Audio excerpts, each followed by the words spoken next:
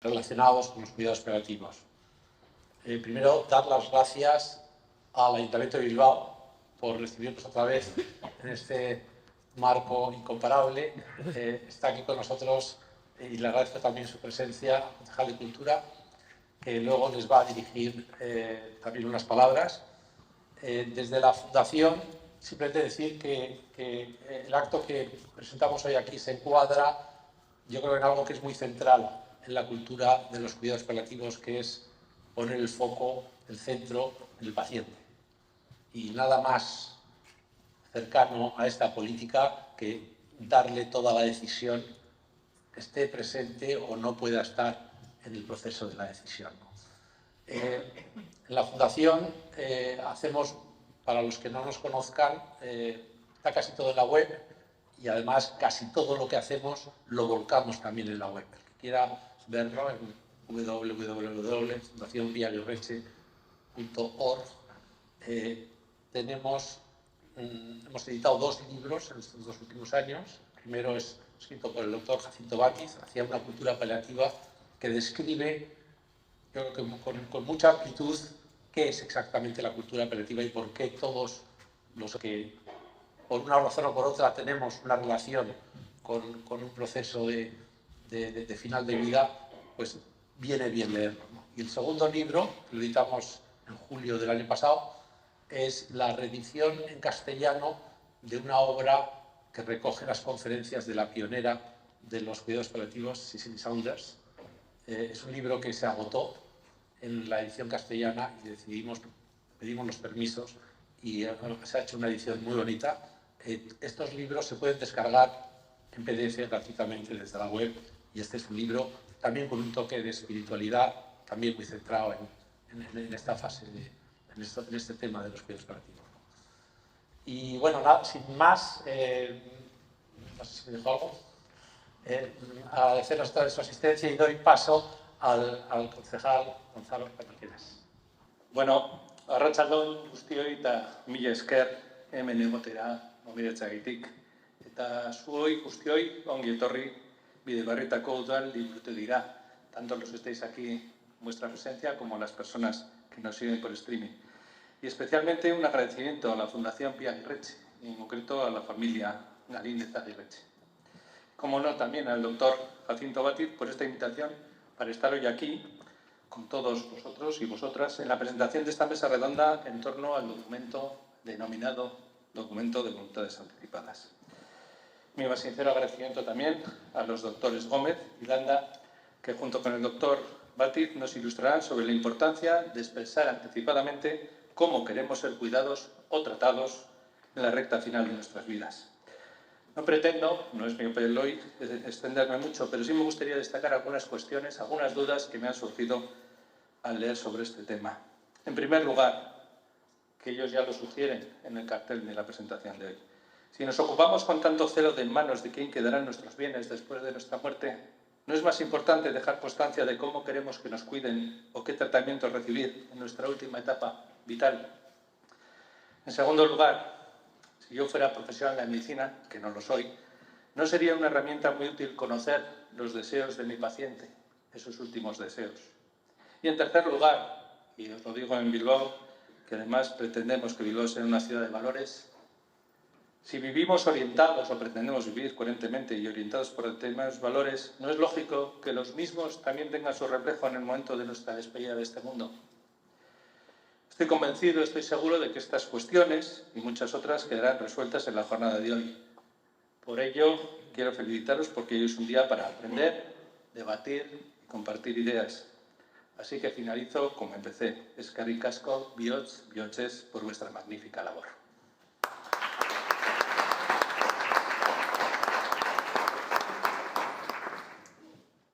Presento a los dos ponentes. En primer lugar está el doctor Julio Gómez. Bueno, a los dos les conozco mucho, somos amigos.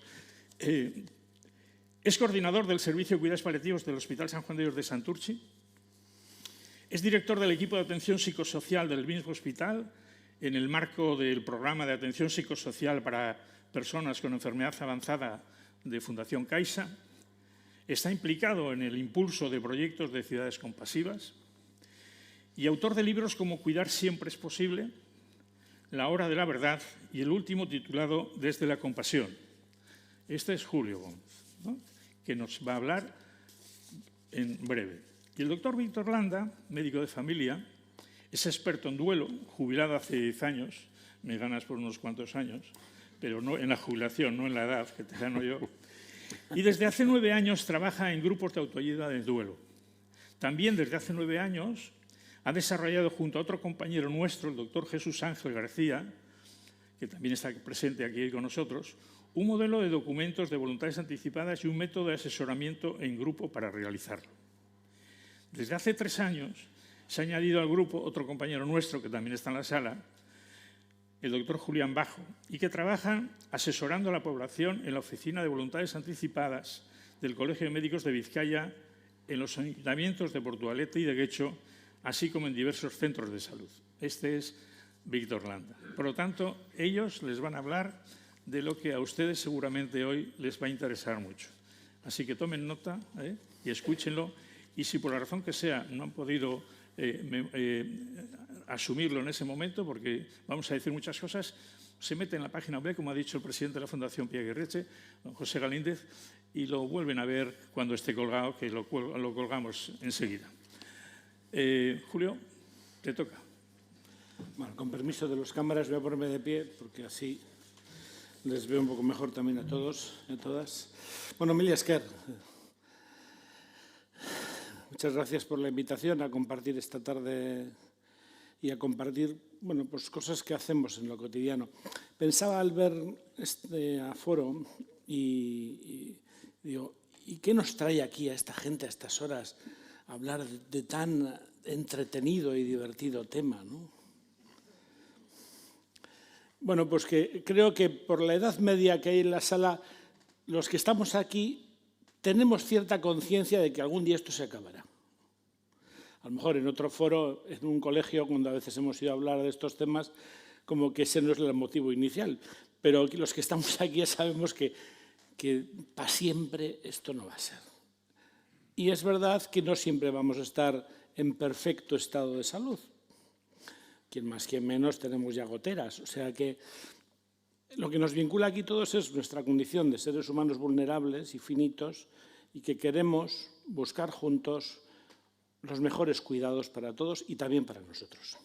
Bueno, me estuve mirando en Internet y en cada comunidad autónoma tienen una web en donde poder acceder a información, pero el único asunto es en cada sitio lo llaman voluntades vitales anticipadas, en otro voluntades anticipadas, en otro voluntades previas, en otro instrucciones previas, en otro documento de instrucciones previas. Bueno, esto es un lío de nombres. El que más famoso se ha hecho, el más coloquial, es el testamento vital. Lo que pasa es que es un poco contrasentido, porque un testamento es para cuando estamos muertos. Y esto es precisamente para justo antes de. Porque no es un testamento, es un documento de voluntades anticipadas. ¿Y de dónde viene todo esto? Pues viene de procesos legislativos que han ido canalizando, bueno, el derecho a la autonomía de las personas. Desde los convenios donde se hablan de los derechos humanos y la dignidad del ser humano, desde la Ley de Autonomía del Paciente y los derechos y obligaciones, a la Ley del 2002, donde el Parlamento Vasco decreta una ley en torno a las voluntades anticipadas en el ámbito de la sanidad. Y ya más adelante el decreto que aterriza esta ley y se crea el Registro Vasco de Voluntades. Hay un recorrido legislativo que esto que antes pues quedaba en el diálogo médico-paciente y donde el médico registraba en la historia clínica lo que el paciente quería y demás, bueno, pues ha ido teniendo un recorrido legislativo. Leyes que, como la Ley de Autonomía del Paciente, pues nos garantizan o pretenden garantizarnos a las personas cuando estamos enfermas y más vulnerables, pues el respeto a nuestra dignidad, el derecho al consentimiento informado, es decir, a que nos pregunten antes de hacernos todas estas cosas que hacemos los médicos, de meter aparatitos y de pinchar y tal. Oye, tiene riesgos, ¿estás dispuesto a asumirlos? ¿Quieres? ¿No quieres? El derecho a negarme a un tratamiento. Ya sabe, doctor, como decía aquella antigua canción de Sabina, devuélvame mi depresión. O sea, aceptar o no un tratamiento, a poner lo que aquí llamaban instrucciones previas, antes de que ahora ya nos vayamos unificando hacia un documento de voluntades anticipadas, a tener acceso a la historia, bueno, derechos. Al final, ¿qué busca? Respetar los derechos y la dignidad de la persona enferma que ya está en una situación de incapacidad. ¿Qué es un documento? Un documento es que la persona deja escrito qué cuidados deseo recibir en el futuro cuando en ese momento ya no pueda tomar decisiones. Luego Víctor lo concretará un poco más, como está descrito en el propio documento, pero cuando yo ya no puedo opinar sobre cómo quiero que me atiendan o qué quiero que hagan con mi situación de vida o de muerte. ¿Qué es lo importante? Lo más importante no es el documento, es el proceso que nos lleva a hacer el documento. Porque el documento es una cristalización de una reflexión. Aquí lo que importa es el tiempo que yo dedico a pensar y a reflexionar cómo quiero ser atendido. ¿Qué es para mí lo importante? ¿Cuáles son mis valores? ¿Cuáles son los elementos que me definen como persona? ¿Qué entiendo por calidad de vida? ¿Qué es para mí una vida digna? ¿Qué es mi manera de entender? ¿Cómo me gustaría que sea el final? Todo ese proceso reflexivo. Y si además es con alguien, si es con mi gente, con la gente cercana, con la gente que son importantes en mi vida, con aquellas personas que de no tener nada escrito les iba a tocar tomar decisiones. Porque si yo no tengo nada escrito, en mi caso irían en primer lugar a donde mi esposa, y si ya estoy viudo o no tengo esposa o me he separado, pues irían donde mis hijos, y luego habrá que ver si mis hijos están de acuerdo entre ellos o no están de acuerdo en las decisiones. Y ahora que todavía me queda madre, imagínate el follón como cada uno de los de mi familia piensa una cosa. El DVA es el final de un proceso de reflexión y lo más importante es el proceso, el tiempo que yo dedico a pensar y a reflexionar compartidamente con la gente que tengo cerca. También con mi médico de atención primaria, el médico que me ha acompañado durante años y que me conoce mis achaques y conoce mi situación y que me puede ayudar en este proceso. ¿Y esto cuánta gente lo hace? Pues antes decía Jacinto, ¿no? En el 2022 en Euskadi estábamos en 16 de cada 1.000 habitantes. Había 36.000 documentos hechos. En enero estamos en 26 de cada 1.000. Ya hemos llegado a los 17.000 documentos. Parece que va habiendo conciencia, pero claro, lo miras y dices, hombre, 47.000 documentos, de 2 millones de habitantes, vaya, podríamos hacer la encuesta aquí, ¿no? ¿Cuántos de los que estáis aquí habéis hecho? Que lo importante es que habéis venido a informaros, Pero esto lo pregunto cuando hemos tenido sesiones con médicos y no creéis que es muy distinto, O sea, que de una sala de 16 o 18 hay 4 que lo han hecho. O sea, que esto pasa porque si podemos escamotear un poco la muerte, ¿no? Es que además la ponen así tan fea. Si habéis visto esa película de Brad Pitt, ¿conoces a Joe Black? Claro, yo siempre suelo decir, si la muerte es Brad Pitt, y además en la época en que hizo la película, que era, en fin, alguno incluso la pedía, ¿no? Porque dice, a ver, si me voy a ir con Brad Pitt, tampoco está tan mal. Claro, te viene este monstruito y dices, quita, ¿no? Porque nos cuesta hablar de esto. Culturalmente no nos gusta hablar de la muerte. A veces venían amigos de mi hijo a casa, y yo que tengo muchos libros de la muerte, miraban la biblioteca de casa y le decían a mi hijo, pero tu padre no era médico. Y es que evitamos hacernos preguntas. ¿Para qué sirve la muerte? ¿Qué es una buena muerte? ¿Cómo me gustaría morir? Yo me acuerdo de una reunión que tuve con un grupo de scout, chavales de 17 a 23 años. Y empezamos con esto. Me pidieron hablar de la muerte y del duelo porque había muerto un compañero. Y dije, bueno, pues vamos a empezar a entrar en materia. ¿Sabes qué delicia era escuchar a estos chavales pensar por primera vez este tema? Y los elementos que produjeron, cómo lanzaron sus aportaciones. De lo que no hablamos, no nos preparamos para afrontarlo. Y cuando nos llega, nos pilla sin herramientas, sin saber cómo afrontarlo. Y es que el tabú de nuestros días es la muerte. El tabú de nuestros abuelos, ¿cuál era? ¿De qué no podían hablar? del sexo. Oye, y el sexo, igual que la muerte, llega. Y claro, si nunca hemos hablado de algo, ¿cómo lo gestionamos? Hablar de la muerte nos permite enfrentarlo mejor y vivirlo mucho mejor. Cuando más lo posponemos... Decía Dorothy Sol en un libro, que me gusta mucho esta frase, que la muerte no forma parte del paisaje de los hacedores y ganadores, los cementerios fuera. En un paisaje todos tenemos que ser jóvenes, fuertes, ricos, inteligentes, bellos, o al menos parecerlo, ¿no? Los viejos, los moribundos, los débiles, lejos de la vista, que no nos recuerden nuestra condición humana, que es lo que nos unía aquí al principio, yo os decía, y es que somos vulnerables. ¿Qué es lo que nos hace más humanos a todos? No son razas, no son etnias, no son colores, no son ni siquiera el color de la sangre. Somos seres vulnerables. Esto es lo que nos hace humanos a todos. Intentamos vivir de espaldas a la muerte. Este es el humor de Quino, el de Mafalda, que me parece fantástico, ¿no? Que si podemos, oye, pues, si es posible que no asome, casi mejor, ¿no? Pero fijaros, Saramago tiene este libro que me parece fantástico. La novela esta de Saramago empieza con esta frase: y al día siguiente no murió nadie. En un país donde la gente tenía tanto miedo a la muerte decide, ¿sabéis qué? No os preocupéis, no se va a morir nadie. Claro, si uno tira del hilo, adivinar quiénes fueron los primeros que fueron a presentar sus protestas al ministerio. ¿Quién pudo ser los primeros que protestan si no se muere nadie? Las funerarias. A ver qué vamos a hacer ahora. O sea, está muy bien la novela, pero porque nos coloca en cómo la muerte, como algo parte de la vida, y de los líos que tendríamos, por no hablar del tema de espacio, que ya también. Y luego porque el no morir no quiere decir no enfermar, no tener dificultades, no tener discapacidades, no tener carencias. Quiere decir no morir. Negamos la muerte, pero valoramos mucho que la vida sea muy larga, ¿no? Valoramos tanto la extensión de la vida en detrimento de la intensidad de la vida.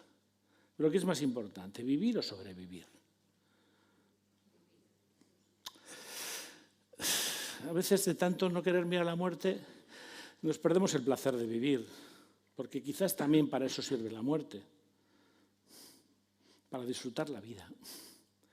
Porque si vas a vivir para siempre, pues yo el curso de guitarra ya lo he desechado, digo, pues será para la siguiente vida o la siguiente, ¿no? Es que ya está en lo que me queda, que aunque tengo margen, tengo tanta lista de cosas que digo, pues este tanda no me toca, pues no me toca. Pero lo que está claro es, como decía la buena muerte a su hijito, algún día esto todo será tuyo, ¿eh? No te preocupes, que no, yo me jubilo, pero esto es negocio familiar y se queda. Bueno, me paso esto, no nos metemos en el vídeo. Pero hay buenas noticias. Oye, esta noticia que nos venía el otro día publicada, hemos batido el récord de testamentos vitales. Es decir, va habiendo conciencia, va habiendo esta actitud de dejar dicho lo que quiero. Y solo se puede morir una vez, decía Joseph Conrad en la novela Victory, pero hay muchas formas de morir. Claro, muchas. Realmente 4. Los estudios nos dicen que hay 4. Y quitando este grupito, el 25% de la sala, perdón, que tendrá una muerte súbita, el resto, bien por cáncer, bien por enfermedades de órgano, bronquios, el hígado, el riñón, insuficiencias de órgano, o bien por procesos de demencia y vejez, estos 3 grupitos, el 75%, tendremos un proceso de final de vida. ¿Cómo nos van a atender en ese proceso? ¿Cómo queremos ser atendidos en ese proceso? ¿Qué queremos que hagan con nosotros si en algún momento llegamos en este proceso a no poder expresar nuestros deseos y preferencias? Porque si estamos conscientes no hay problema. El documento de voluntades solo se saca del cajón cuando la persona no puede comunicarse. Mientras yo esté consciente y pueda hablar, o mientras yo tengo una situación de inconsciencia que puede recuperarse, tranquilidad, el documento ahí está en el cajón, bien. Y claro, si hay que pensar y reflexionar, ¿qué hay que pensar? Pues valores y preferencias, ¿cómo nos imaginamos? ¿Nos imaginamos que vamos a estar igual de bien que hoy hasta el último día? ¿O pensamos que a lo mejor, siendo realistas, a lo mejor no tan bien como hoy? ¿Qué cuidados nos gustaría recibir? ¿Sobre qué es para nosotros la calidad de vida? ¿Qué tipo de cuidados nos gustaría tener? Y si somos conscientes ya de las enfermedades que vamos arrastrando. Sobre las decisiones, me gusta que me pregunten lo que quieren hacer conmigo, que no me informen, me gusta que me informen, que no me cuenten. Yo a veces le pregunto a un paciente cuando llegan a ingresar, ¿qué te han dicho los médicos? Y me dice, bueno, no me han dicho mucho. Y digo, bueno, ¿pero tú les preguntas o prefieres no preguntar por si acaso te lo cuentan? Porque el que no pregunten o no lo sepan o no lo pongan en nombre al enfermero, que dice que no sepan lo que tienen. O no sepan en qué situación están. Pero ¿cómo nos gustaría? Nos gustaría que nos cuenten las cosas, que no nos digan nada. Un señor un día me dijo, pues si algún rato usted tiene que sedarme, doctor, hágalo, pero no me avise. Y digo, ostras, pues no sé, ya buscaré la manera de distraerte con algo para pincharte por la espalda, o no sé cómo hacerlo, ¿verdad? Porque... Bueno, y pensando en el final, ¿no? Bueno, si todos tenemos en la mente personas a las que hemos visto el final, que han fallecido a lo largo de nuestra historia, y hemos visto cómo ha sido, cómo lo han atendido, qué nos gustó, qué no nos gustó, de eso que hemos visto, qué nos gustaría que nos pase a nosotros. Bueno, son elementos que están ahí presentes. ¿Y cuándo hacerlo? Pues mirar, esta es una frase clásica. Siempre es demasiado pronto hasta que es demasiado tarde. No, esto es como el testamento, ya lo haré. No, todavía no, ¿para qué vamos a andar? Si yo estoy sano, ¿para qué voy a hacer el documento de voluntad de santidad? Por eso. Porque como diría José Mota, que no me va a pasar nada, pero ¿y si sí? Es por el y si sí, ¿no? Claro, porque cuando yo tengo una enfermedad avanzada, ya voy a ir hablando con mi médico de lo que quiero y lo que no quiero. Y a lo mejor incluso en ese momento ni siquiera me hace falta un documento de voluntades, porque ya lo estoy hablando. Si el problema es que yo salgo de aquí, me caigo un tiesto en la cabeza, me quedo en coma, y habrá que tomar decisiones. Por eso siempre es muy pronto hasta que es muy tarde. Por eso es bueno. Y luego, ya nos lo dirá, lo podemos cambiar, porque a lo mejor lo que yo valoro con 50 no es lo mismo que lo que valoro con 60 o lo mismo que valoro con 80. O sea, puedo cambiar de opinión. O sea, que no es que me ato a un documento y ya para siempre. O sea, lo mismo que el representante. Que ahora el nombre representante es un buen amigo, pero me quedo con el representante para dejarle de representante las decisiones importantes. Bueno, hay un poema de Marius Torres que me gusta mucho, ¿no? Esto es la alegría, ser pájaro, cruzar un cielo donde la tempestad deja una paz intensa, y esto es la muerte, cerrar los ojos, escuchar el silencio en que la música comienza. Mila esker, eskerrik asko.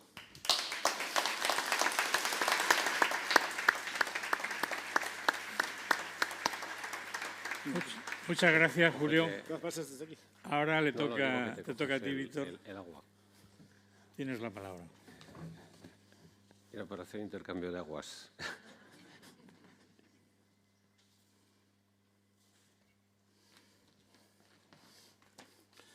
Era whisky, ¿no? No, whisky no es. No. Buenas tardes. Pues nada, gracias por la invitación a la Fundación y a Jacinto. Y bueno, visto lo que ha estado comentando Julio, pues yo voy a la parte eminentemente práctica, que es cómo se hace el documento. Bueno, iremos viéndolo. En principio, algunas cosas que ha dicho Julio las repetiré, pero bueno, desde otro punto de vista mucho más práctico. ¿Qué es un documento de voluntades anticipadas? Pues es un documento escrito y es un documento legal, de obligado cumplimiento para los médicos que lo vayan a leer, ¿no?, cuando yo lo tengo hecho. Va dirigido al equipo médico y este documento contiene instrucciones sanitarias. Es decir, aquí no, por ejemplo, podemos poner que yo quiero ser incinerado, pues perfecto, pero bueno, para un médico le da lo mismo que quiera ser incinerado que no. Es decir, a la hora de tratarte, lo más importante son las instrucciones sanitarias, es decir, qué es lo que quiero y qué es lo que no quiero. ¿Cuándo? Pues para que sea tenida en cuenta lo que yo dejo escrito si me encuentro en una situación en la que he perdido mi capacidad para decidir y esta situación es de manera permanente. ¿Se lee bien? No sé si... Sí. Es decir, si yo estoy en la calle y tengo una parada cardiorrespiratoria, pues me van a reanimar y si voy al hospital van a tratar de sacarme de la parada.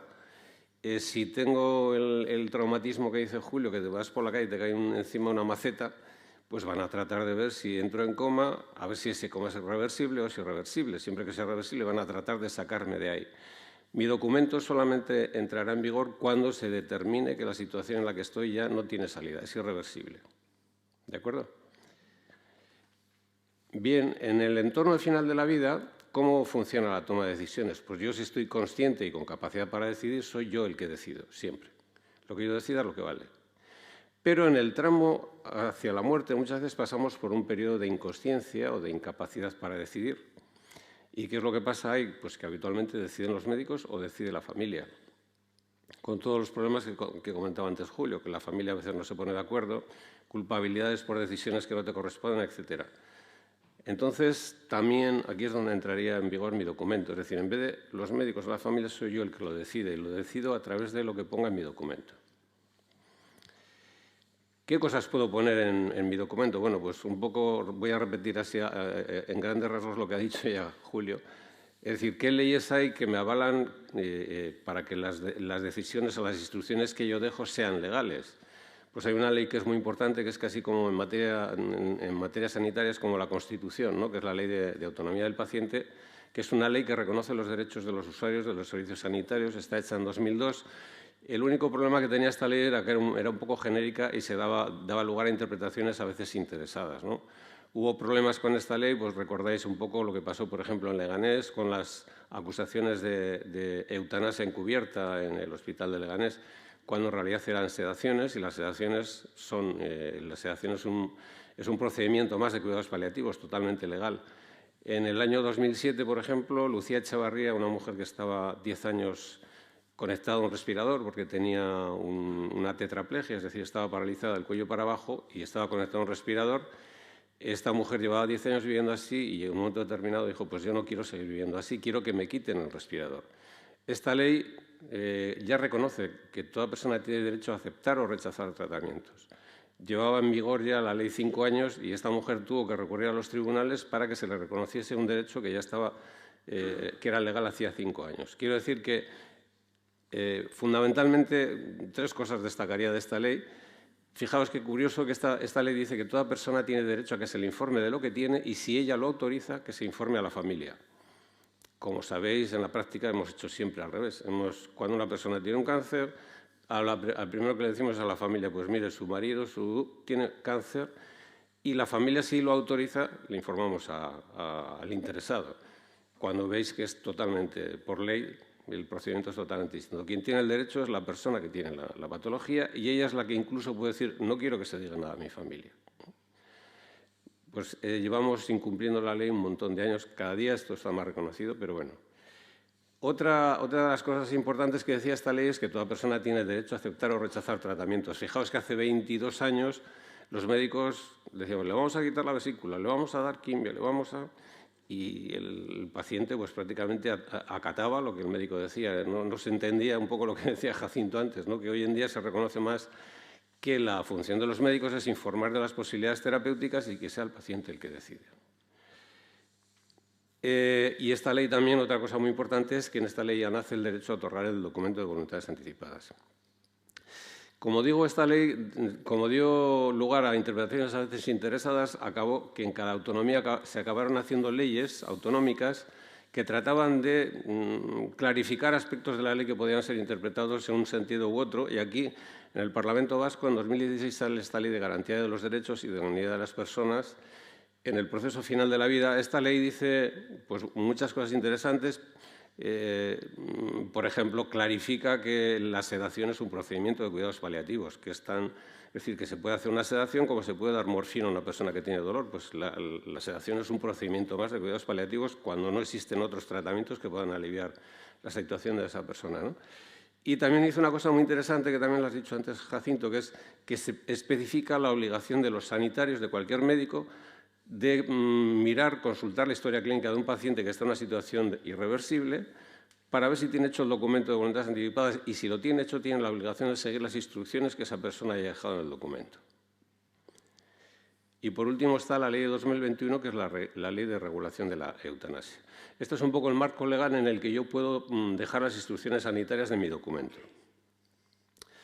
Entonces, ya sea que esté consciente y con capacidad para decidir o que esté inconsciente e incapacitado para decidir, yo puedo dar instrucciones sobre los deseos, ya sea de cuidados paliativos o incluso sobre la eutanasia. Porque hay dos leyes, que es la ley de 2002 de autonomía del paciente y la ley de regulación de la eutanasia, que me permiten tomar decisiones. Si estoy consciente, por comunicación directa. Si estoy inconsciente, a través de lo que deje escrito en mi documento de voluntades anticipadas. Bien, entonces, en resumidas cuentas, ¿cuándo entra, para cuándo sirve un documento? Pues cuando estoy en el entorno final de mi vida. Cuando estoy inconsciente o sin capacidad para decidir y esta situación es permanente o irreversible. Mientras no se den estas circunstancias, el documento no sirve para nada. Como decía Julio, está en el cajón.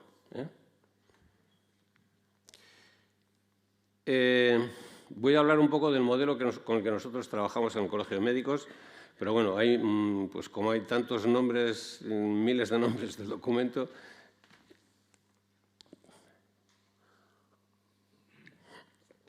del mismo modo hay muchos modelos de documentos de voluntades anticipadas. Nosotros tenemos colgado este modelo en la página web del colegio. Está en formato Word, de manera que quien quiera lo puede modificar. Si no le gusta tal y como está hecho, puede modificar cualquier parte del documento. El documento este tiene 5 partes. Una primera que serían la declaración de los valores vitales de la persona que suscribe el documento. En resumidas cuentas, sería un poco que para mí es importante, lo declaro en el documento, que para mí es importante poderme comunicar con los demás, que para mí es importante ser autónomo, poder valerme por mí mismo para las actividades básicas de la vida diaria, comer, beber, asearme, etc. Y es importante no padecer un sufrimiento físico o psicológico que me resulte insoportable. Serían un poco mis valores. Y como núcleo central de esos valores sería que para mí es importante, más que la cantidad de vida, es la calidad de la vida. Es lo que yo voy a priorizar en las decisiones que tome en mi documento. Hay otra parte que es las situaciones que me pueden llevar a que yo pierda mi capacidad para decidir, ¿no? Otra es todo lo que yo no quiero. Si me encuentro en esa situación, todo lo que yo no quiero. Las pruebas que no deseo que se me realicen, los tratamientos que no deseo que se me realicen. Otra en la que sí digo los cuidados paliativos que deseo recibir. Respecto, incluso, pues puedo hablar sobre la sedación, sobre la eutanasia, como partes también de esas posibilidades. Y, por último, pues se pueden añadir otras cosas, por ejemplo, en cuanto a donación de órganos, si soy o no favorable a la autopsia, dónde me gustaría fallecer, el lugar de mi fallecimiento, etc. Voy a entrar un poco en las situaciones que pueden llevar a una persona a perder la capacidad de decidir de manera permanente. Como comentabas antes, Julio, la gran mayoría de las veces de las muertes pues tienen que ver con lo que llamamos enfermedades crónicas por fallo de órgano. Es decir, cuando me falla un cáncer, por ejemplo, cuando me llega la fase final de un cáncer, los fallos de órgano, cuando me falla el corazón, el hígado, el riñón, etcétera, enfermedades crónicas, o las enfermedades neurodegenerativas, las esclerosis, los Parkinson, etcétera, ¿no? Podría ser eso el grueso de las causas de muerte, ¿no? Pero hay dos situaciones que son bastante importantes tenerlas en cuenta, sobre todo en el documento, que sería el daño cerebral severo e irreversible, es decir, estamos hablando de situaciones de coma irreversible, estado vegetativo permanente, estado de mínima consciencia, y el tema de la demencia grave o muy grave. Bien, en el caso de la terminalidad por enfermedad crónica, pues como digo, cánceres, fallo de órgano, neurodegenerativas, el periodo este de pérdida de capacidad de decidir habitualmente suele ser un periodo corto, suelen ser horas, días, como mucho alguna semana. Es decir, nos estamos muriendo, tenemos un cáncer, estamos llegando poco a poco al final y puede ser que en el tramo final perdamos la capacidad para decidir. Nos quedamos inconscientes, aturdidos, etc. Es un final de vida tanto físico como mental. Pero en el caso del daño cerebral y la demencia, ese periodo de pérdida de capacidad para decidir puede ser muy largo. Puede ser semanas, meses o incluso años. Y aquí muchas veces el final de vida es un final de vida más mental que físico, porque hay gente que está con una demencia perfectamente físicamente, pero ha perdido totalmente su capacidad para decidir. Y en el documento, bueno, lo que tratamos es de acotar en estas dos situaciones cuándo queremos, en todo este periodo tan largo, cuándo queremos que se active el documento. En el caso de la demencia, ponemos como 3 condiciones que se tienen que cumplir para que yo active mi documento. Sería que he perdido mi capacidad para decidir. Además, ya no soy una persona autónoma, necesito la ayuda de los demás para poder sobrevivir y además ya no me parezco... ¿Se lee? Yo leo fatal. Pero... y además he perdido mi personalidad. O sea, hay un cambio claro de mi personalidad. Estas 3 son las condiciones que yo pongo para que se active mi documento. He perdido la capacidad para decidir, ya no soy una persona autónoma y además ya no me parezco en nada a la persona que era anteriormente. Los médicos solemos utilizar también las escalas de Reisberg, que hay 2 escalas, que es la GDS y la FAS. Una mide el deterioro cognitivo, es decir, la pérdida de mi capacidad para pensar, para expresarme, para comunicarme, para leer, etc.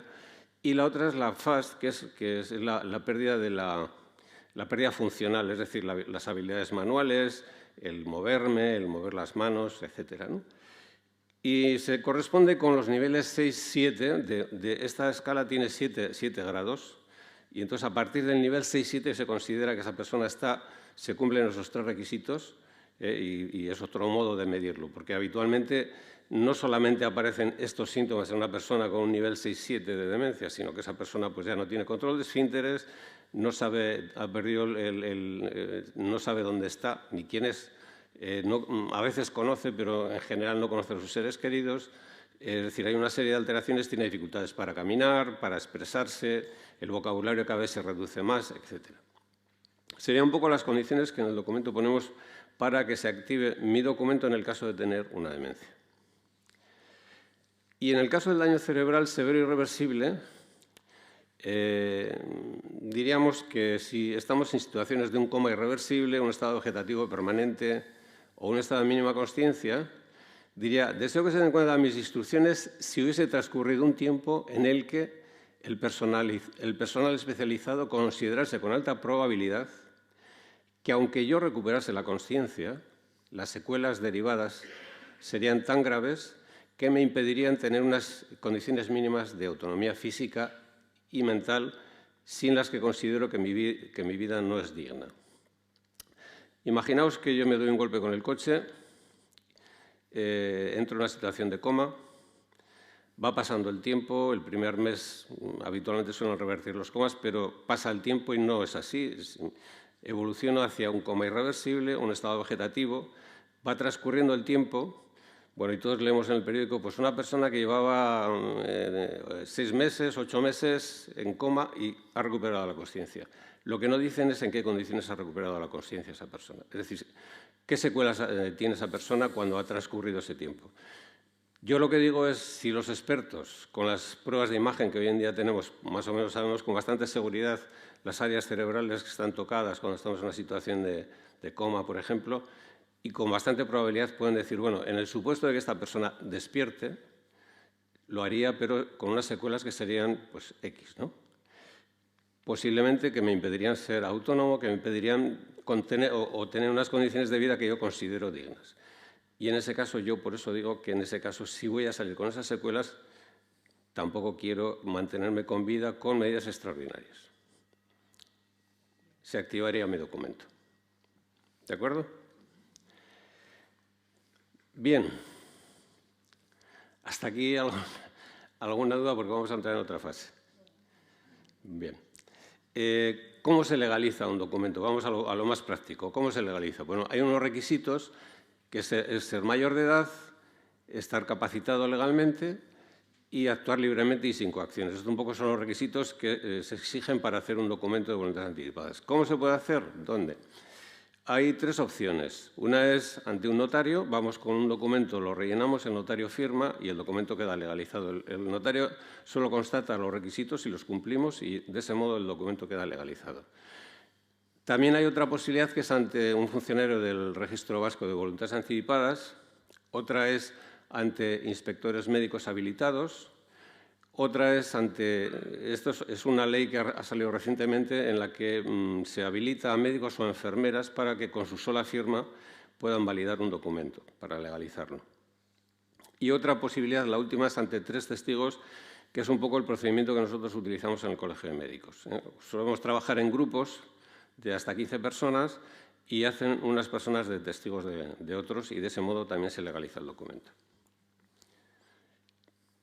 De los documentos que están legalizados, de los 5.300 del año 2022, es que no tenemos datos de 2023.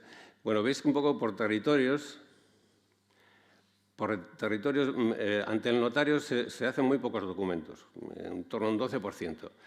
Ante el encargado del registro, esos que hemos visto, el encargado del registro o inspectores médicos habilitados, pues veis qué proporción tan diferente. En Vizcaya un 24%, en Guipúzcoa un 69% de los documentos que se hacen por ese procedimiento y en Álava también bastante alto, pero aquí muy poquito en Vizcaya.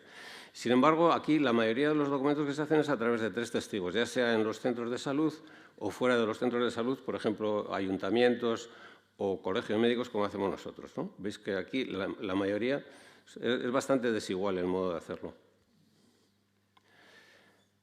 Bien, una vez que se legaliza el documento, ¿qué hacemos con él? Lo enviamos al registro de voluntades anticipadas, que está en Vitoria. El registro escanea el documento y lo devuelve por correo, de manera que al final la persona que hace el documento se queda con el original. Y además manda una notificación a Osakidetza para que quede registrado en tu historia clínica que tienes hecho el documento. Aparece un icono que es como una mano y el médico, cuando abre tu historial clínico, puede saber si tienes hecho el documento o no. Y simplemente con clicar en el icono puede acceder a tu documento. Y también podemos consultar nuestro documento a través de la carpeta de salud. Además de eso, se manda una notificación a un registro central de instrucciones que está en Madrid, de manera que en cualquier parte del territorio español, si haría falta, se puede acceder a nuestro documento. Las personas que...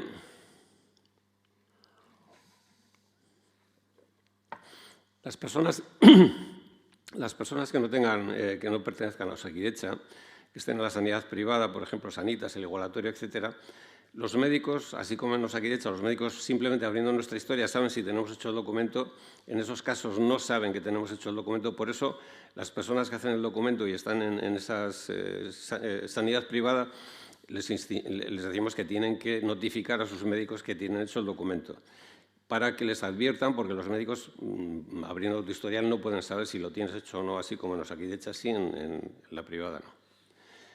Y en cualquier caso, cualquier médico del servicio, o sea, ya sea privado o público, puede acceder a través de, llamando al registro, le pueden facilitar el documento de cualquier persona a la que están atendiendo. ¿Cuántos documentos hay hechos? Mira, fíjate, esto es un poco, son las diferentes autonomías desde el año 2013 que empezó el Registro Nacional de Voluntades. Esto es la evolución a lo largo de los años de las diferentes autonomías. Veis cómo la media no llega ni al 1% en España, 0,95 en enero de 2024. Despunta Navarra, que tiene un 2,6. Luego estamos nosotros con un 2,1. Luego está La Rioja con un 1,7%. Y luego está Cataluña. Y el resto de las autonomías están casi en torno al 1 o por debajo del 1%. Es curioso. Posiblemente esto tenga que ver con las políticas sanitarias de cada autonomía, pero es muy curioso cómo aquí desde el año 2019-20 pues despuntan de una manera espectacular estas autonomías el número de documentos. Aquí en la comunidad autónoma pues veis desde el año 2013 cómo ha ido aumentando y pues aquí hubo un parón en el año 2020-21 por la pandemia, pero luego ya veis que ha repuntado. El último año hemos tenido 6.700 hechos en un año. En cuanto a la distribución por los territorios, veis cómo en Vizcaya se hicieron 20.000 en años 23, se hicieron 20.000, en Guipúzcoa 19.000, en Álava 8.000, pero comparado con la población, claro, son 20.000, pero somos muchos más en Vizcaya. Entonces, el porcentaje es 1,7% en Vizcaya, 2,7% en Guipúzcoa y 2,5% en Álava. La media es de 2,1% de toda la comunidad autónoma. De los documentos que se registran por edad, por debajo de 50 años, muy poquitos, en torno a un 13%. Entre 51 y 65, pues también poquitos, en torno a un 30%, cerquita. Y la mayoría son por encima de los 60 años. ¿Por sexo qué pensáis? Pues sí, 2 de cada 3 documentos los hacen las mujeres. Yo creo que las mujeres demuestran siempre que son bastante más listas que nosotros. Bueno, pues yo hasta aquí. Luego, si hay otras preguntas, ya seguiremos.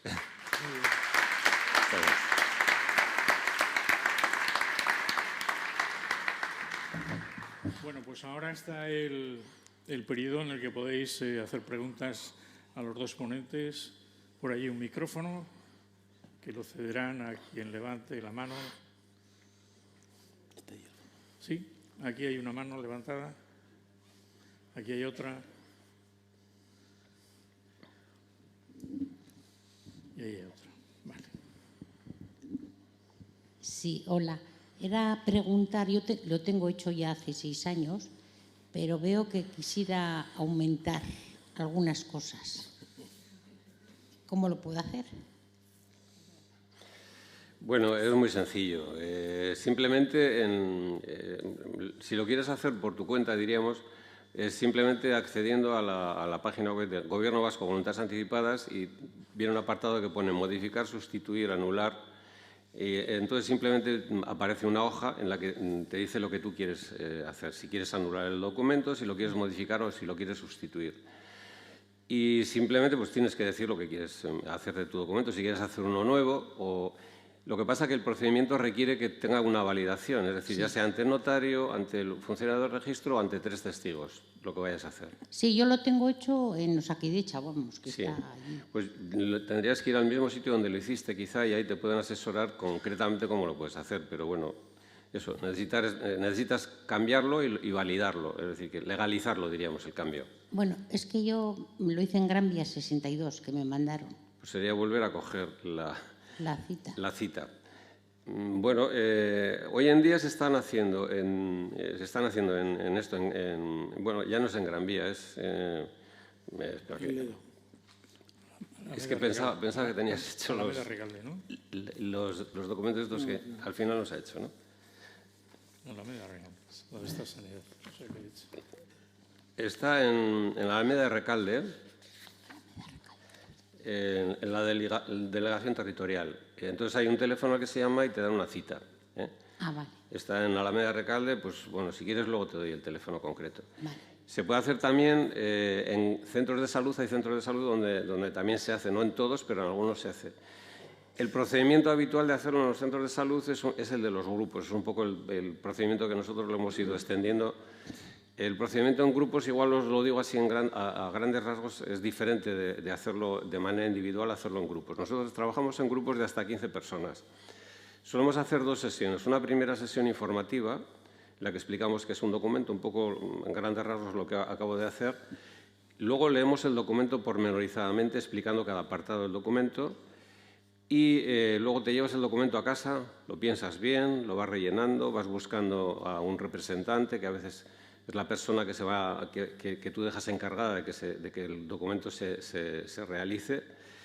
Y a las 2 semanas volvemos a juntarnos. Nos volvemos a juntar, se aclaran las dudas que hayan podido surgir, se valora un poco tu opinión sobre el documento, si te parece bien o mal.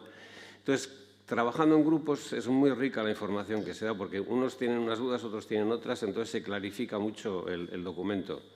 Es un poco el procedimiento que utilizamos y en muchos centros de salud se trabaja con ese modelo de documentos y ese modo de hacerlo. En la delegación territorial se hace de uno en uno, es decir, son citas individuales. Y luego en el Colegio de Médicos también es en grupo. En Portugalete, en el Ayuntamiento de Portugalete trabajamos así también. En Guecho también se está haciendo.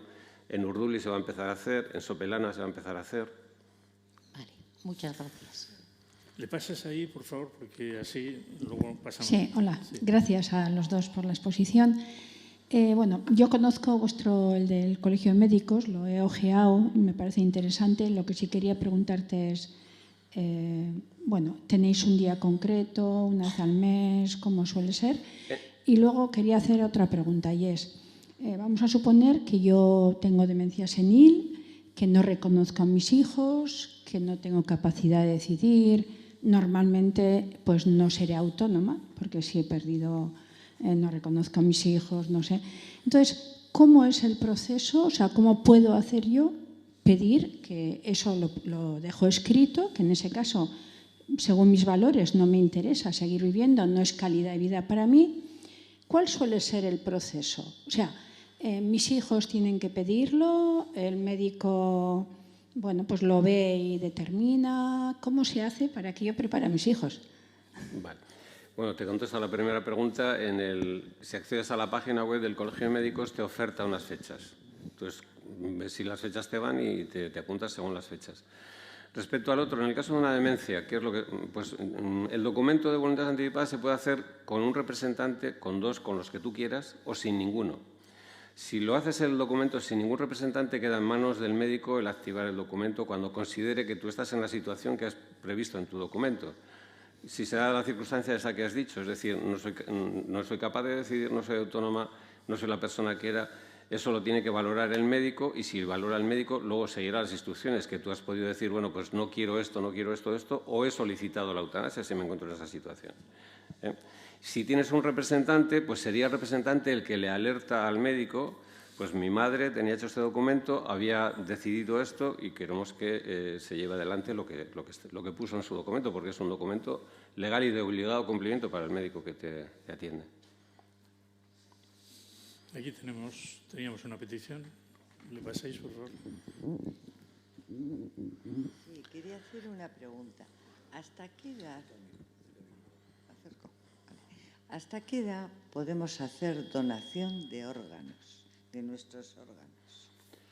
No hay una edad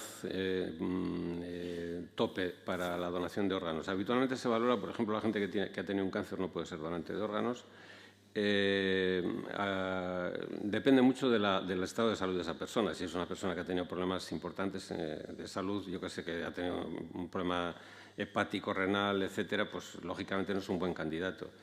En general, para ser donante de órganos, el fallecimiento tiene que ocurrir en un entorno hospitalario, idealmente en la unidad de cuidados intensivos.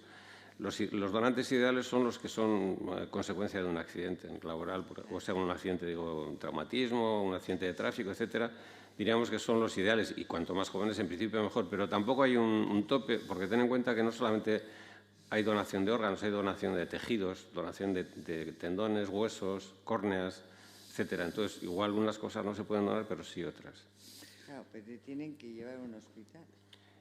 Bueno, te tienen que llevar, no tienes que fallecer en un hospital. Si tú tienes un accidente y falleces en la carretera, ya no puedes ser donante de órganos. Tienes que haber fallecido en el entorno del hospital. Yo lo que creo que sí es importante es que en ese documento de voluntades anticipadas se pueda expresar que quiere ser donante o que no quiere ser donante, ¿no? Sí, perdona, es que esa parte me la he saltado. Es que en el documento puedes expresar, pues eso, si quieres ser o no donante. Hay gente que tiene hecho el carnet de donante de órganos, pero es un carnet que no tiene validez legal. Sin embargo, esto sí que tiene validez legal. Aquí a tu familia, si tú has puesto en tu documento que quieres o no quieres ser donante, a tu familia ya no se le va a preguntar ni se va a tener en cuenta la opinión de la familia porque ya no cuenta. Esto es un documento legal y es de obligado cumplimiento. Si tú has dicho sí o no, sabéis que por ley todos somos potenciales donantes de órganos, a no ser que digamos lo contrario. Habitualmente se pregunta a la familia y se respeta lo que la familia decide, pero potencialmente somos todos. Y entonces una de las cosas que se puede poner en el documento es tanto eso, si quiero ser donante de órganos, por ejemplo, si soy favorable o no que se me haga una autopsia, el lugar donde quiero fallecer. Eso puede entrar en conflicto donde si yo quiero morir en mi casa, pues tengo que tomar una decisión. Si priorizo la donación de los órganos o priorizo mi deseo de morir en casa. Pero es como todo el proceso. Es una reflexión y al final tomo decisiones en base a lo que para mí es un valor más importante frente a otro. ¿Hay alguna pregunta más? Sí, ahí, al fondo.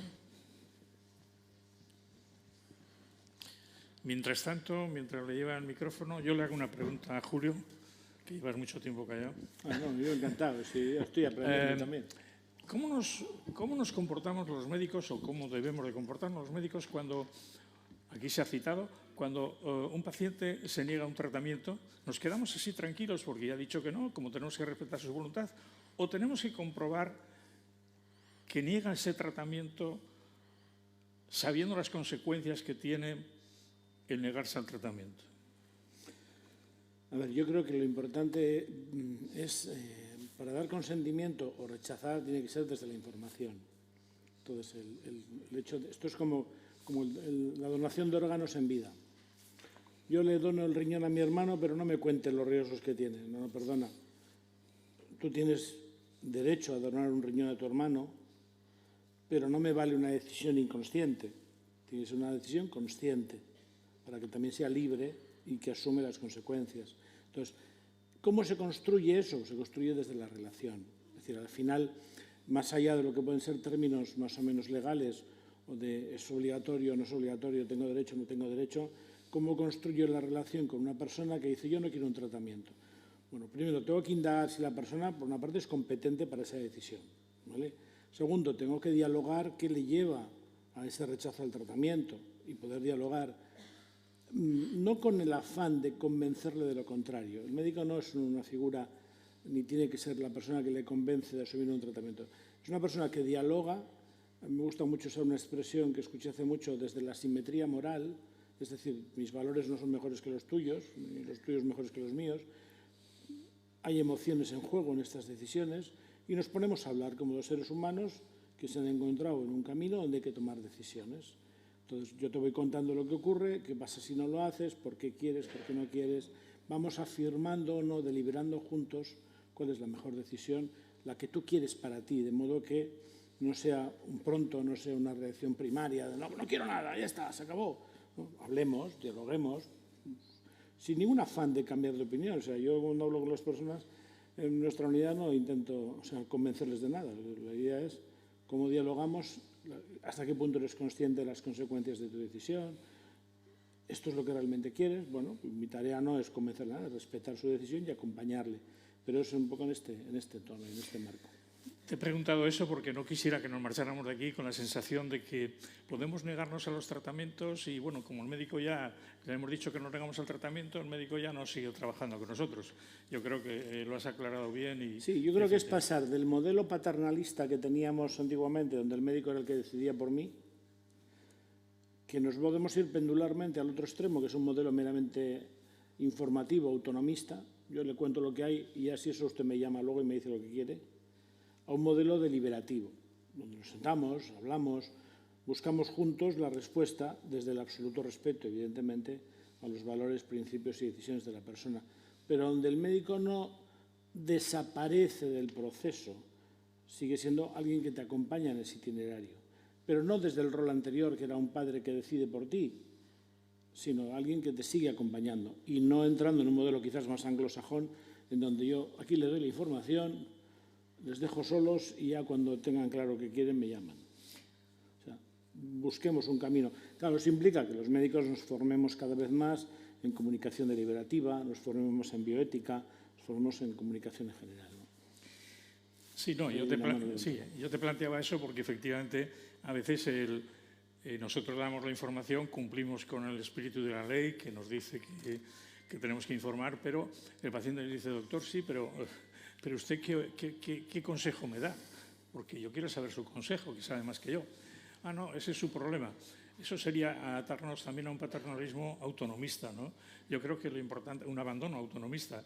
Y aquí es donde tenemos que ejercer una figura que en bioética se emplea mucho, que es la autonomía compartida, ¿no? De Trauber, que tenemos que tener en cuenta que si nos pide opinión se la tenemos que dar y eso no es paternalismo, ¿no? No sé si estáis de acuerdo en eso. Bueno, yo hablo del documento. Sí, no, en el documento lo que uno decide es lo que ha decidido. Ya no sí, hay deliberación. Ahí ya no hay posibilidad de comunicación porque si sacamos el documento del cajón es porque ya no hay comunicación. Claro. Sí, pero no podemos olvidar que las voluntades anticipadas también pueden estar fuera del documento, que es una conversación continua que tenemos con el paciente cuando le estamos atendiendo durante un tiempo. Sí, ¿no? sí, la planificación anticipada de cuidados, por ejemplo, sí, pero no es incompatible con el documento en absoluto, ¿no?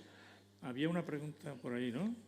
O allí, perdón, primero, y luego aquí. Bueno, Sí. os quería dar las gracias porque, bueno, yo quiero hacer el documento y lo tengo clarísimo, pero quería preguntaros cuántos centros de paliativos hay en Vizcaya.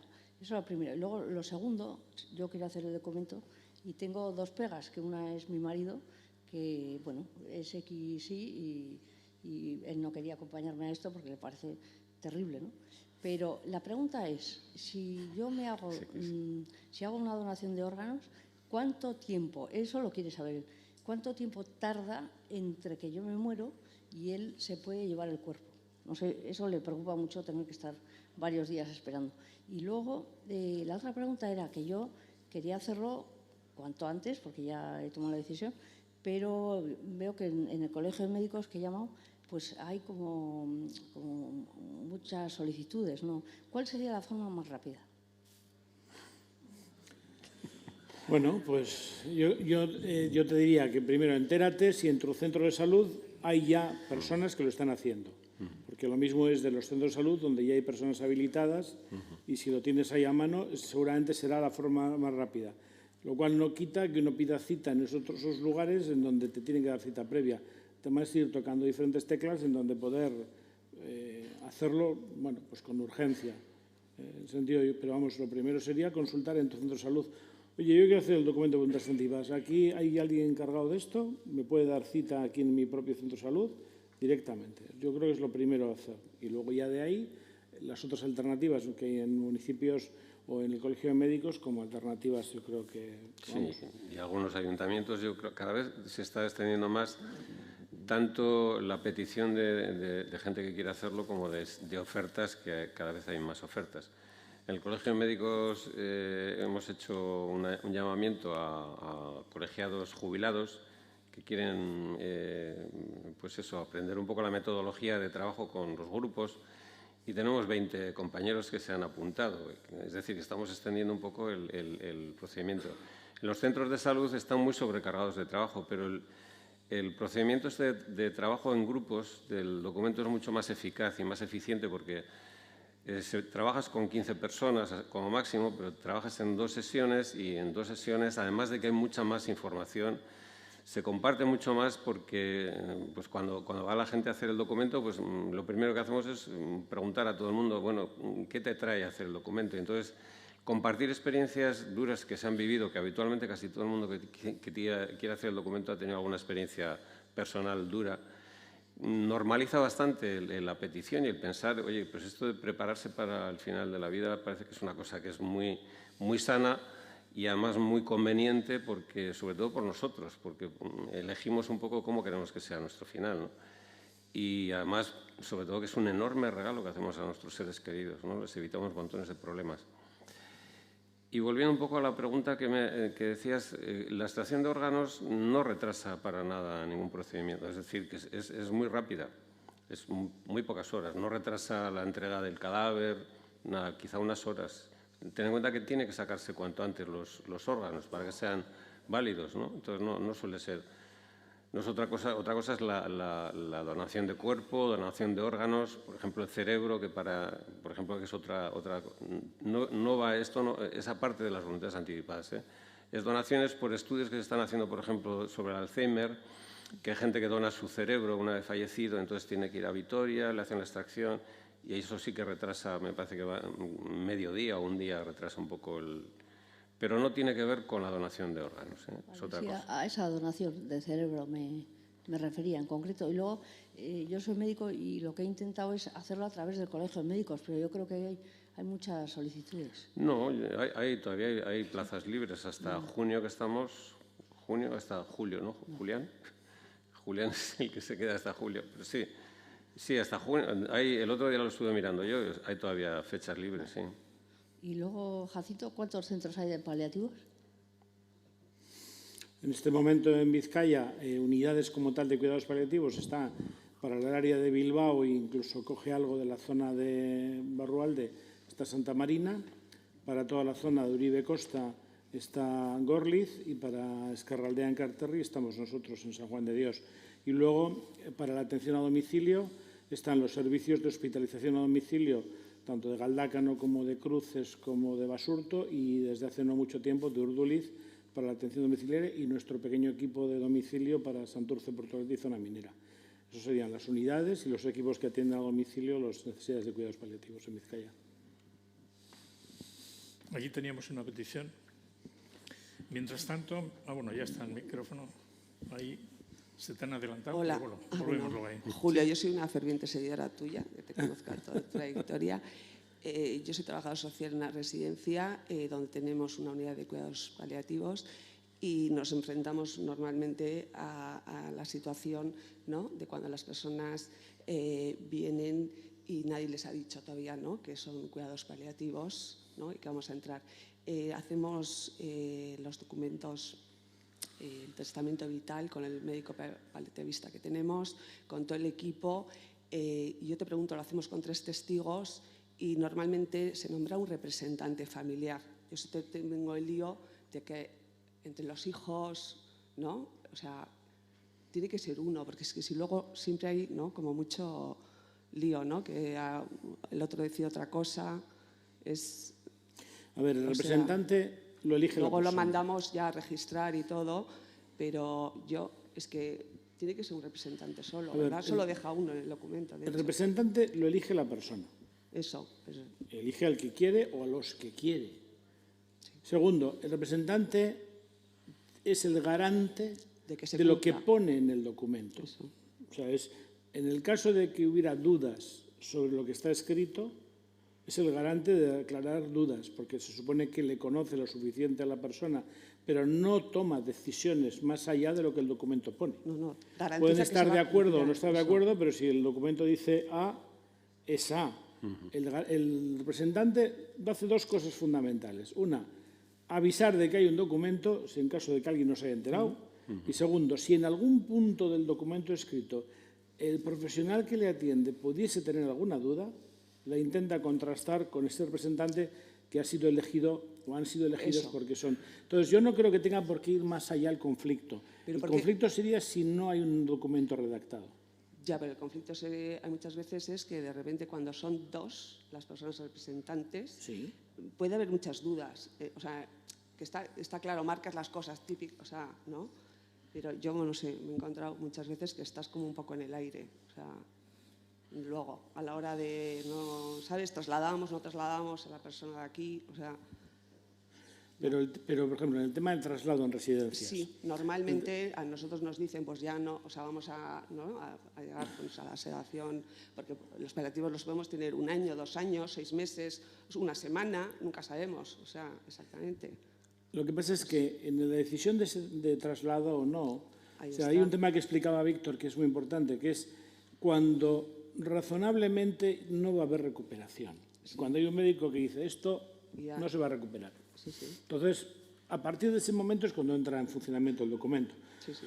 Porque si es recuperable, pues como cualquier otra persona, no me abandonan, me siguen atendiendo. O sea, no tengáis miedo que si tenéis testamento vital y os hay un tiesto, claro, no van a hacer directamente según lleguéis ni le miramos que tiene testamento vital. O sea, el testamento vital es alguien ha tenido que afirmar.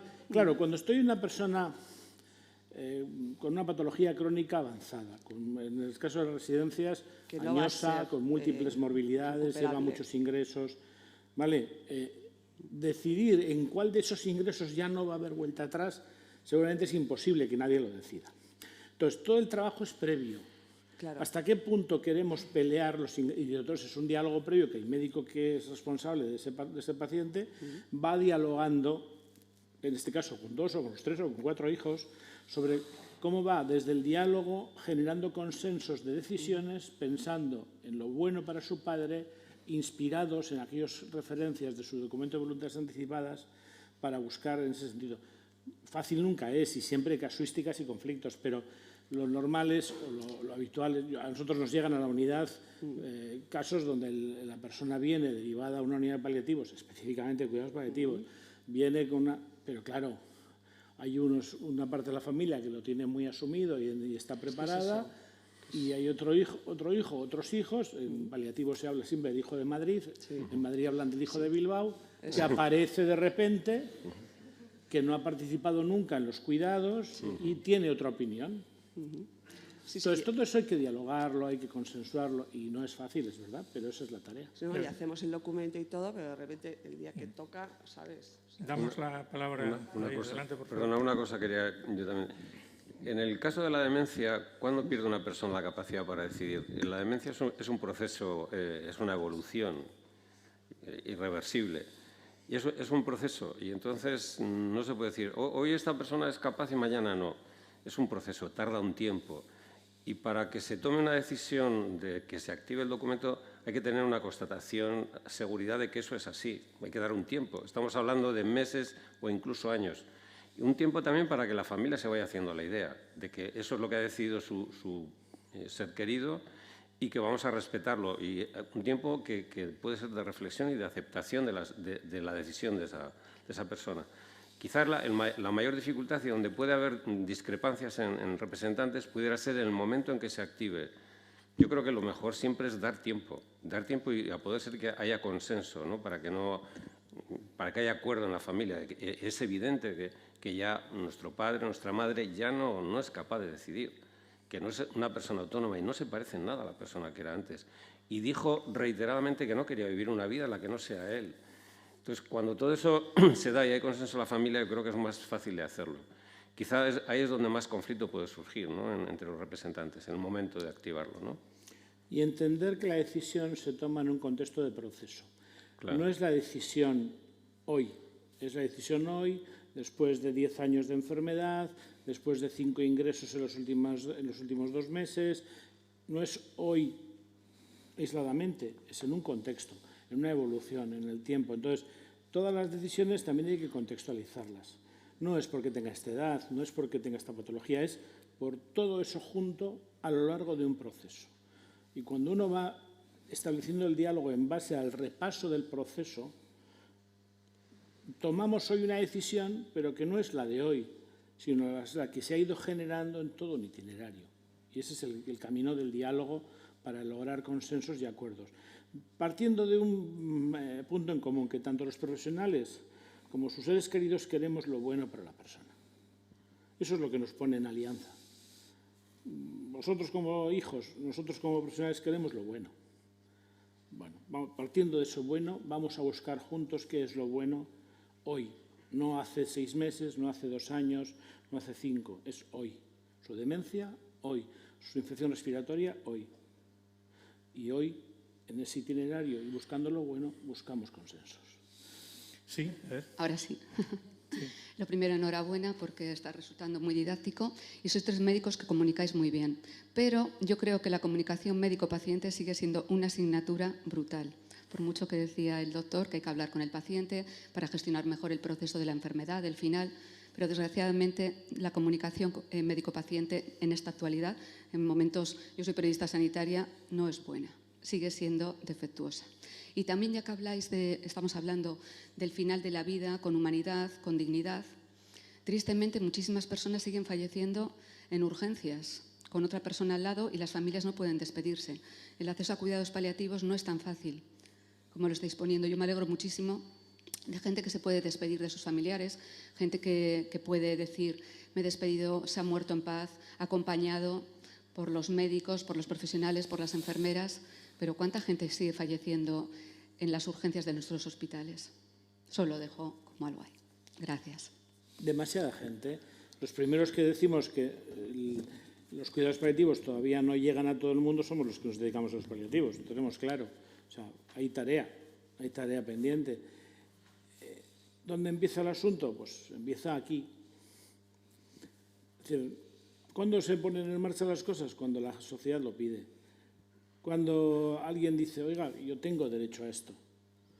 Claro, ¿cómo sé que tengo derecho si nadie lo habla? Como de esto no se habla, porque ya hemos quedado en que esto de la muerte es mejor no va a ser que lagarto.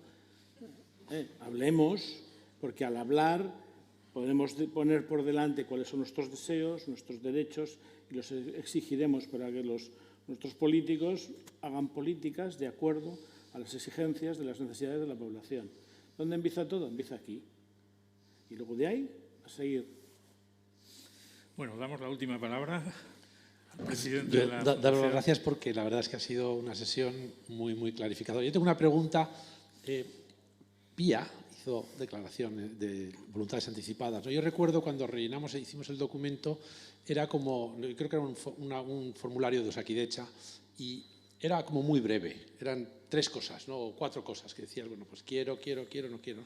Vosotros recomendáis, porque hoy he oído aquí algo como mucho más pensado, reflexionado y detallado. O sea, fallecer en casa, fallecer en el hospital. O sea, ¿cuál es vuestra recomendación? ¿Que esa reflexión lleve a llenar un documento con más información de la voluntad o que sea una cosa más breve, más detallada? Nosotros llevamos 10 años casi haciendo documentos. Hemos modificado el documento con el que empezamos un montón de veces. Incorporado cosas, porque trabajamos en grupos y la gente aporta muchas cosas, muchas ideas. Lo hemos ido modificando, clarificando, metiendo cosas, quitando. Y claro, tenemos que hacer un documento que no puede estar con el ordenador delante de una persona y decir, ¿tú qué quieres? ¿Esto sí, esto no? Entonces lo hacemos un poco con opciones a elegir. Sobre todo en el tema de paliativos. Hay un bloque de noes, todo lo que no quiero es un bloque. Que si a alguien no le gusta parte del bloque, lo puede modificar en Internet, en su documento. Y los paliativos que sí desea son opciones.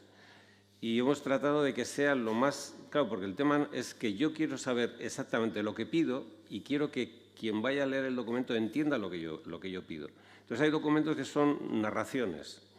Y los documentos narrativos, pues es muy difícil de interpretarlos, tanto para el que lo hace como para el que lo interpreta, el médico que va luego a seguir las instrucciones. Por eso hemos tratado de hacer un documento que sea muy clarificador, pon, sobre esto que quieres, pon. Y lo que nos devuelve la gente que hace el documento es que les resulta que se quedan a gusto, porque ven que contiene todo lo que ellos querían expresar en el documento. Y es generalizado el feedback que recibimos. Entonces, bueno, por lo menos en el documento es mucho más extenso que el del Gobierno vasco, con el que trabajamos nosotros en el Colegio de Médicos. Muy bien. Bueno, pues Víctor y Julio, ahora vais a tener un minuto cada uno como los debates políticos, ¿no? Tenéis cada uno un minuto para decir aquellas cosas que queráis dejar muy claro, ¿no? Un mensaje que, como dicen los moderadores en televisión, que convenzcan al electorado, ¿no? A ver, venga. Julio, Víctor. Pues no sé qué decir. Hombre, para mí está claro que el documento de voluntades anticipadas es un regalo que hacemos a nuestros seres queridos. Yo me metí en esto para hacer documentos porque yo no conocía el documento estando en activo. Lo descubrí una vez de jubilado. Pero yo, como he trabajado mucho en el tema del duelo, dije, joder, es que esto es importantísimo para el tema del duelo. Es decir, que todo el entorno de final de la vida se pueda tener planificado, que haya una posibilidad de un entorno final, que busques un entorno final, que te puedas despedir, que te puedas reconciliar, que puedas decir lo que hay que decir, porque yo en el duelo veía mucha gente que quedaba con mucho dolor, porque todo esto no se había podido dar. Y el documento te permite eso, y además te permite evitar conflictos familiares, porque muchas veces en el entorno final de la vida, con la enorme vulnerabilidad que tiene la familia, pues un hermano dice una cosa, el otro otra, y muchas veces son conflictos que se generan que persisten después. Culpabilidades por cosas que se han decidido que luego persisten y entorpecen mucho la evolución del duelo. Para mí esto es un regalo para nuestros seres queridos, el hacer el documento. Entonces, por supuesto que lo aconsejo. Julio, primero por cada uno, primero porque es lo que yo quiero que sea, cómo quiero yo que sea un entorno de final de mi vida digno. Julio, que te conozco, un minuto.